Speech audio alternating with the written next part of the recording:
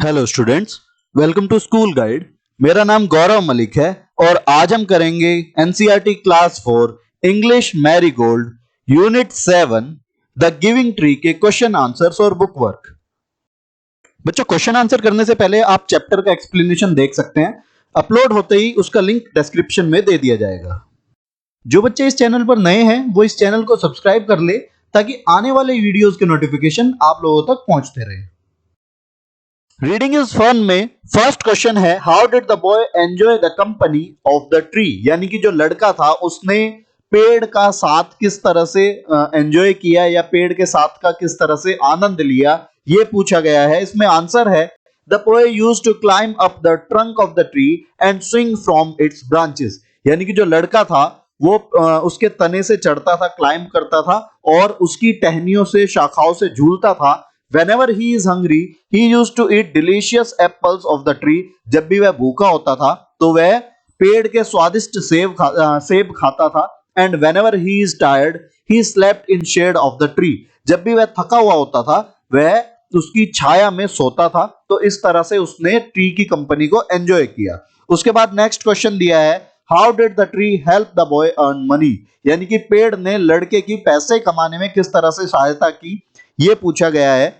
The tree asked the boy to pluck all its apples, sell them in the market and earn money. यानी कि पेड़ ने जो है लड़के से कहा कि वह उसके सारे फल तोड़ ले, सारे एप्पल्स तोड़ ले और उनको मार्केट में बेचे और उससे पैसे कमाए। नेक्स्ट क्वेश्चन है, what did the boy make with the branches of the tree. यानी कि पेड़ की शाखाओं से लड़के ने क्या बनाया, ये आपको बताना है। The boy made a house with the branches of the tree. यानी कि जो लड़का है उसने पेड़ की शाखाओं से एक घर बनाया। उसके बाद नेक्स्ट है, what did the boy make with the trunk of the tree. Tree का जो ट्रंक था यानी कि ट्री का जो तना था उससे लड़के ने क्या बनाया। The boy made a boat with the trunk of the tree. यानी कि पेड़ के तने से उसने एक नाव बनाई। उसके बाद नेक्स्ट क्वेश्चन है, how was the stump of the tree useful. पेड़ का जो स्टंप था, जो कटा हुआ पार्ट था, वो किस तरह से लाभदायक था, ये पूछा गया है। The stump of the tree was useful to sit and relax. यानी कि उस पे बैठने और आराम करने के लिए वह बहुत ही यूजफुल था। जो लड़का था जब वो बूढ़ा हो गया था तो उसने क्या किया था, स्टंप का यूज किया था बैठने और रिलैक्स करने के लिए। अच्छा, इसमें नेक्स्ट क्वेश्चन दिया है, why is the play called the giving tree. यानी कि जो ये प्ले है तो इसको गिविंग ट्री नाम क्यों दिया गया। The play is called the giving tree because the tree always gave away something or the other in order to make the boy happy. यानी कि इस पेड़ को गिविंग ट्री इसलिए कहा गया क्योंकि पेड़ ने लड़के को खुश करने के लिए हमेशा कुछ ना कुछ दिया ही है। It never asked anything in return. और उसके बदले में उसने कुछ भी नहीं मांगा, इसीलिए इस प्ले को गिविंग ट्री नाम दिया गया। Next is word building. Word building में दिया है, make new words and complete the sentences. आपको न्यू वर्ड्स बनाने हैं और सेंटेंसेस को, वाक्यों को कंप्लीट करना है। तो इसमें पहला सेंटेंस दिया है, the children love to sing dash. तो ब्रैकेट में दिया है लाउड। तो लाउड से न्यू वर्ड बनाना है। सो लाउड यहां पर एक रूट वर्ड है। यदि हम इसमें सफिक्स ly लगा देंगे तो उससे बन जाएगा लाउडली। सो लाउडली का मतलब जोर से। The children love to sing loudly. उसके बाद नेक्स्ट है, read your lesson silent. Silent का बनेगा साइलेंटली। एक्चुअली जो ये वर्ड्स है जिसमें हम ly जोड़ते हैं, ly जोड़ने के बाद हम क्या बनाते हैं, हम एडवर्ब बनाते हैं। तो यहां पर जो है एडवर्ब क्या काम करता है, वो वर्ब या फिर एडजेक्टिव या अपने ही जैसे दूसरे एडवर्ब की क्वालिटी बताता है, उसको मॉडिफाई करता है। तो इसमें पहले में आप देखिए, पहले सेंटेंस में दिया children love to sing loudly. कैसे गाना पसंद करते थे, लाउडली गाना पसंद करते थे। तो सिंग जो है वर्ब है, वर्ब को यहां पर क्वालिफाई किया, इसने मॉडिफाई किया है, इसीलिए ये क्या है, एक एडवर्ब है। इसी तरह रीड योर लेसन साइलेंटली। कैसे रीड करना है, रीड का मतलब जो रीड वर्ड है यहां पर ये वर्ब है। तो कैसे रीड करना है, साइलेंटली रीड करना है। तो ये साइलेंटली जो है यहां पर एडवर्ब है। तो जितने भी यहां पर ly लगाकर वर्ड्स बनाए गए हैं ये सभी एडवर्ब है। उसके बाद अगला दिया है, थ्रो द बॉल। तो throw the ball slow, slow का बनेगा स्लोली। उसके बाद नेक्स्ट है, the tree gave its fruit to the boy happily. उसके बाद नेक्स्ट दिया है, डू योर वर्क, नीट का बनेगा नीटली। इसी में सेकंड क्वेश्चन देखिए, fill in the blanks with the correct word. आपको करेक्ट वर्ड यूज करके फिल अप करना है। इसमें दिया है my mother went to the market and bought a kilogram of dash, यानी कि मेरी माँ जो है मार्केट गई और 1 किलो क्या खरीदे, सेब खरीदे। जो 1 किलो सेब है वो एक से ज्यादा है, प्लूरल है, तो इसमें एप्पल्स आएगा। इसी तरह अ डजन बनानाज आएगा, बनाना नहीं आएगा क्योंकि डजन में 12 होते हैं, एक दर्जन में 12 होते हैं। इसी तरह एंड अ डजन ऑरेंजेस आएगा। इसी के साथ एक और कंसेप्ट यहां पे देखिए, या यदि आपको कहीं पे भी डजन, 100, 1000, मिलियन इस तरह के वर्ड्स दिखे और उससे पहले इसको क्वांटिफाई किया हो कि उसको एग्जैक्ट अमाउंट बताया हो कि अ डजन है, 1 डजन है, 2 डजन है, 3 डजन है, 4 डजन है एंड सो ऑन, या 100, 200, तो इस तरह का कंसेप्ट दिया हो। उसके बाद एस या ऑफ वाला कंसेप्ट है, एस या ऑफ हो और ऑब्जेक्ट हो। तो ये एक पैटर्न है, इसमें से जो है, जो आपका येलो पार्ट में दिया है, 1, 2, 3, 4 या फिर एस और ऑफ दिया है, इनमें से केवल एक ही आएगा, दोनों एक साथ नहीं आएंगे। तो किस तरह से है, यदि पहला आएगा अ डजन आएगा, 100 आएगा, या 2 डजन आएगा, 200 आएगा, तो एस और ऑफ नहीं लगेगा, डजन्स ऑफ नहीं होगा, डजन्स नहीं होगा, और उसके बाद ऑब्जेक्ट लगेगा जो कि प्लूरल है। और यदि दूसरे वाला लगता है, एस या ऑफ लगता है, तो जैसे लिखा जाता है dozens of apples, hundreds of apples, thousands of apples, यदि इस तरह से आता है एस और ऑफ लगता है, तो जो पहले वाला है ए 1 2 3 4, ये इस तरह के वर्ड्स उसमें नहीं लगाए जाएंगे। एग्जाम्पल देखते हैं। मैंने कहा I bought a dozen oranges, तो 1 दर्जन जो है ऑरेंज खरीदे मैंने। तो इसमें डजन है, तो डजन में एस और ऑफ नहीं लगा है, तो जो सेकंड वाला है एस और ऑफ नहीं लगा है, क्योंकि हमने पहले वाला आ लगा दिया, या इसकी जगह 2 लगाते, 2 डजन ऑरेंजेस, तो एस और ऑफ इसमें नहीं लगाया जाता। यदि हम लगाते तो वो गलत हो जाता। तो इसमें क्योंकि हमने एग्जैक्ट नंबर हमें पता है, तो हमें डजन्स में एस और ऑफ लगाने की जरूरत नहीं पड़ती है। उसी तरह दूसरा सेंटेंस है, ये है आई बोट डजन्स ऑफ ऑरेंजेस, तो हमने कई दर्जन ऑरेंज जो है संतरे खरीदे हैं। तो हमें इसमें एग्जैक्ट नंबर नहीं पता है, अ डजन है, 2 डजन है, 3 डजन है, तो उसमें हम एस लगाएंगे और ऑफ लगाएंगे। तो यहां पर एस और ऑफ आया है। यदि इसमें आ और 1 लगा देते तो गलत हो जाता, शुरू वाला इसमें नहीं आया। I bought a dozens of oranges गलत हो जाता, I bought 2 dozen of oranges गलत हो जाता। यदि इसमें हमने एस और ऑफ लगाया तो पहले वाला नहीं आएगा। तो ये कंसेप्ट है। उसके बाद बच्चों आगे देखिए, इसमें दिया है I love oranges, so I ate an. An जो है एक को रिप्रेजेंट करता है, ए और एन क्या है, ये इंडेफिनिट आर्टिकल है और ये सिंगल को रिप्रेजेंट करते हैं। और इसमें किस तरह से आता है, ए जो आता है वो आपके कॉन्सोनेंट साउंड से पहले आता है, और एन जो है वो वॉल साउंड से पहले आता है। तो ऑरेंज जो ओ से शुरू होता है, ओ साउंड जो है एक वॉल साउंड है, तो एन ऑरेंज आएगा। उसके बाद दिया है माई ब्रदर वॉन्टेड आ, तो आ जो है एक को रिप्रेजेंट करता है, कॉन्सोनेंट साउंड जो है उसको रिप्रेजेंट करता है, कॉन्सोनेंट साउंड वाले वर्ड से पहले आता है। तो इसमें आ बनाना आएगा, बनानास नहीं आएगा क्योंकि बनानास प्लूरल हो जाएगा, और प्लूरल के साथ में ए और एन हम नहीं लगाते हैं। उसके आगे दिया है and my sister asked for an, तो मेरी सिस्टर ने क्या मांगा, एन एप्पल, एक सेब मांगा। तो एप्पल जो है, क्योंकि एन लगा है एक को रिप्रेजेंट कर रहा है, तो एप्पल्स नहीं आएगा, एप्पल आएगा। तो और दूसरी बात, एन जो है आपका वॉल साउंड से पहले इसमें है। उसके बाद आगे दिया है a tree has one trunk, trunk आएगा, एक तना होता है पेड़ का, तो ट्रंक्स नहीं आएगा क्योंकि ट्रंक्स क्या हो गया, प्लूरल हो गया, और प्लूरल के साथ हम 1 नहीं लगाते हैं। बट मैनी ब्रांचेस आएगा, बट मैनी ब्रांचेस, लेकिन बहुत सारी शाखाएं होती है, तो मैनी है एक से ज्यादा को रिप्रेजेंट करता है, तो इसमें ब्रांचेस आएगा। उसके बाद है आ डैश, आ क्या है, आ ब्रांच, एक जो शाखा है, हैज नंबर ऑफ लीव्स, एक शाखा पर एक से ज्यादा लीव्स होती है, तो लीफ नहीं आएगा, यहां पर लीव्स आएगा। लीफ जो है वो सिंगुलर है, लीव्स जो है यहां पर प्लूरल है। एंड फ्लावर या फ्लावर्स, तो एंड फ्लावर्स आएगा इसमें, क्योंकि फ्लावर्स यहां पर प्लूरल है, एक से ज्यादा लीव्स होती है और एक से ज्यादा फ्लावर्स होते हैं, इसीलिए यहां पर प्लूरल नाउन लगाया गया है।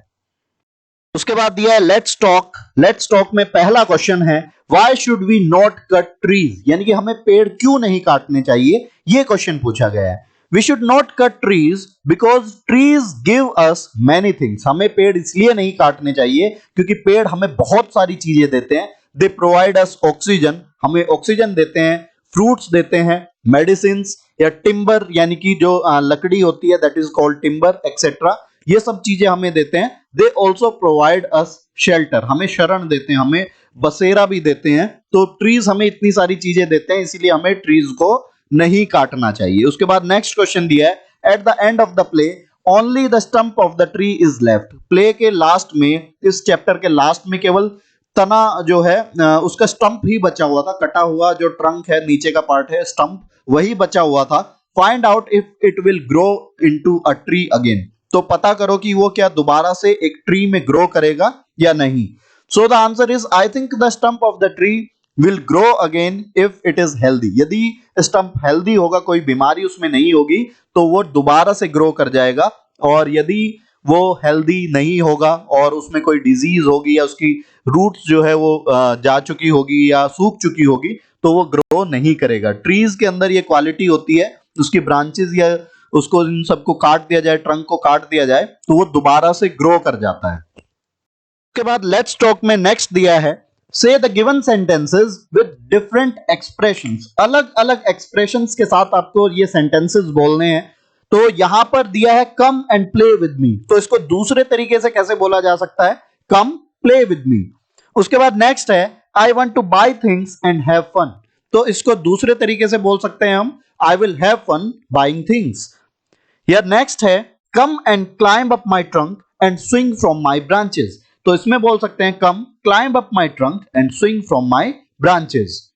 इसी तरह से नेक्स्ट दिया है कट डाउन माई ट्रंक, तो इसको हम बोल सकते हैं you can cut down my trunk.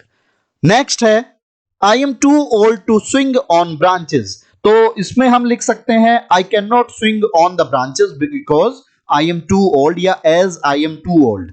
उसके बाद नेक्स्ट है I am too tired to climb, तो इसमें लिख सकते हैं I cannot climb as I am too tired या because I am too tired. Next दिया है लेट्स राइट। लेट्स राइट में पहला क्वेश्चन है write these sentences in the correct order, also choose the right word from the box and add it before each sentence, remember to put a comma after it, for example finally. तो इसमें एक word दिया है finally, इसी तरह और words दिए हैं बॉक्स में, आप देख सकते हैं first, then, after that, finally.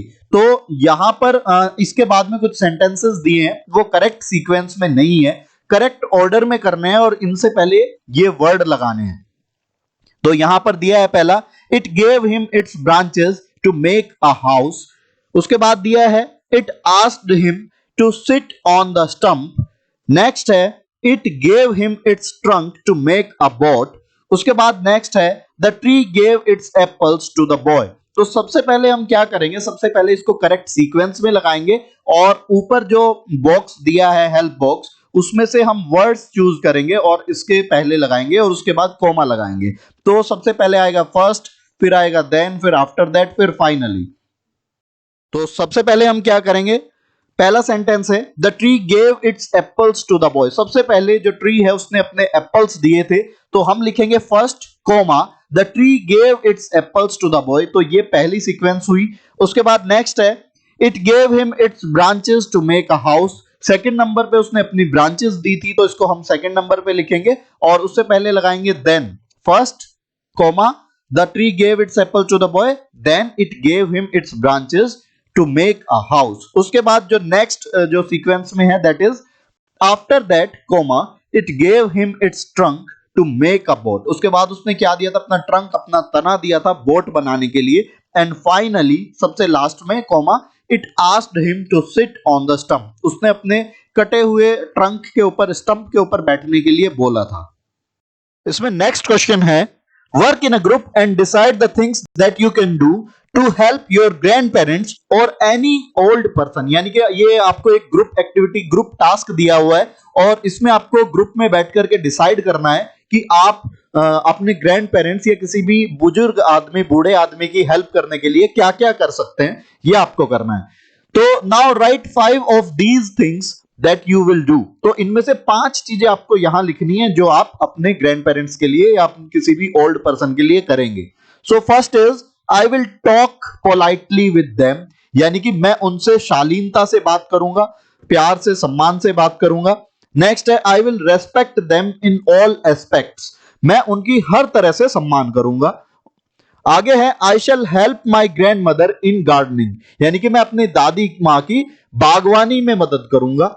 Next है I enjoy my play time with them, मैं उनके साथ अपने खेल के समय का आनंद लूंगा। और नेक्स्ट है I shall do everything that makes them happy, यानी कि मैं वो हर कुछ करूंगा, हर संभव चीज करूंगा जिससे उन्हें खुशी मिले। आगे दिया लेट्स रीड। लेट्स रीड में आपको एक कॉम्प्रिहेंशन पैसेज दिया गया है और जिस पैसेज का नाम दिया गया है, टाइटल दिया गया है चिंता चेट्टू। इसको हम सबसे पहले पैसेज को देखेंगे और उसके बाद इसके ऊपर बेस्ड क्वेश्चंस को करेंगे। तो चलिए पढ़ते हैं। इसमें दिया चिंता चेट्टू इज अ टेमरिंड ट्री, यानी कि चिंता चेट्टू क्या है, एक टेमरिंड यानी कि इमली का पेड़ है। This famous tamarind tree is in Gwalior, और ये प्रसिद्ध इमली का पेड़ कहां है, ये ग्वालियर में है। ग्वालियर कहां है, ये मध्य प्रदेश में है। आगे दिया है इट ग्रोज ओवर तानसेन्स टूम, और ये कहां ग्रो हो रहा है, कहां उगा हुआ है, तानसेन के मकबरे पर उगा हुआ है। टूम का मतलब होता है मकबरा। और तानसेन कौन थे, तानसेन को भारत का संगीत सम्राट कहा जाता है और ये अकबर के दरबार में जो अकबर के नवरत्न थे उनमें से एक थे और ये प्रसिद्ध जो है संगीतकार थे। इसमें आगे दिया है Tansen was a great singer, Tansen एक बहुत ही मशहूर जो है संगीतकार थे, सिंगर थे।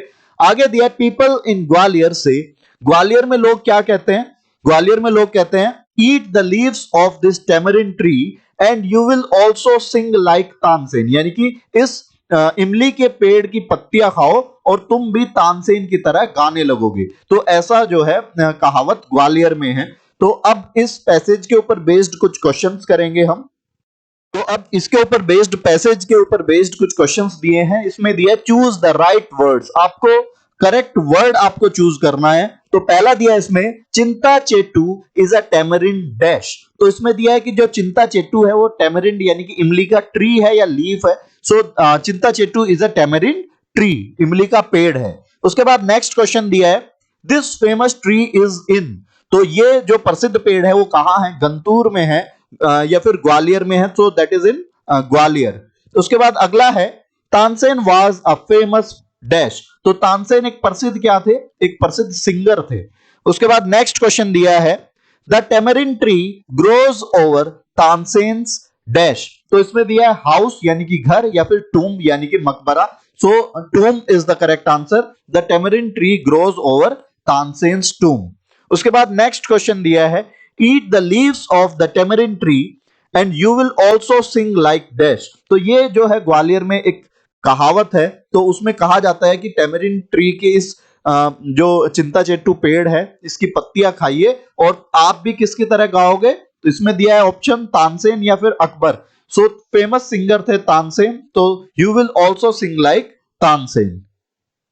यदि बच्चों आपको ये वीडियो अच्छी लगी हो तो आप इसको लाइक और शेयर कर सकते हैं। साथ ही आपका कोई भी डाउट हो, कोई क्वेरी है तो आप हमें फेसबुक, इंस्टाग्राम और टेलीग्राम पे फॉलो कर सकते हैं। तो उसका लिंक डिस्क्रिप्शन में भी दे दिया जाएगा और साथ ही नीचे भी आपको हमारे फेसबुक, इंस्टाग्राम और टेलीग्राम का लिंक दिया हुआ है। तो वेट करिए हमारे नेक्स्ट वीडियो का, मिलते हैं नेक्स्ट वीडियो में।